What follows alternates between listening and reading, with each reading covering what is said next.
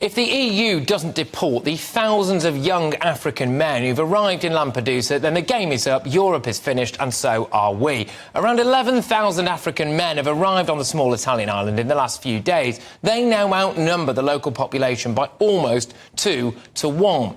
There can be no doubt that the overwhelming majority of people coming are economic migrants. There are even rumours of Russia's Wagner group of armed mercenaries in Africa helping to flood Europe with these illegal immigrants as a way of causing instability. And, let's be honest, it's working, isn't it? Germany and France are refusing to take any more new arrivals from Italy because they say that Italy isn't doing their bit. And despite Keir Starmer supposedly wanting us to be part of some kind of EU asylum scheme, well, we can't enter into that because the EU admits that their current policies are a total mess. One thing is for sure, though, the people of Lampedusa certainly are doing their bit. We can see footage of the amount of people arriving in recent days. That is an invasion, is it? Look at it. But of course, the Refugees Welcome Brigade will be quick to point out that these people are all fleeing war and persecution. People like this African transvestite talking to himself while he walks down the street.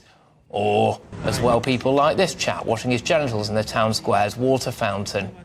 For people who don't know exactly where Lampedusa is, I will show you on a map. It's that tiny little island that you can see there, which we're slowly zooming in on. It's that tiny little island there with the red dots around it. So it's east of Tunisia to the south of the Italian island of Sicily. So that's where they are. Now, the EU faces a choice here, and I think it should be using Lampedusa's geography as a weapon.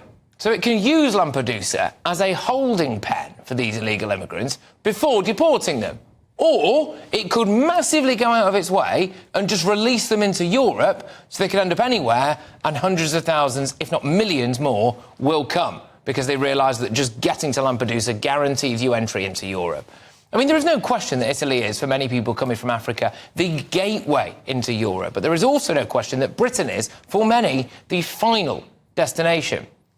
It's not just the numbers that worry me, it's the internal conflicts that come with it as well. The question of deporting people or allowing them to stay divides Europeans, it divides Brits, but then the added conflict comes from groups of migrants who don't get along with each other for cultural or religious reasons, and we are seeing more and more of that. EU Chief Ursula von der Leyen apparently went to have a look at Lampedusa yesterday. Keir Starmer's meeting Emmanuel Macron, etc., etc. Politicians can talk all they want and look at the problem all they want. But the reality is, if the EU doesn't deport the thousands of people who've just arrived in Lampedusa, then Europe faces a total capitulation.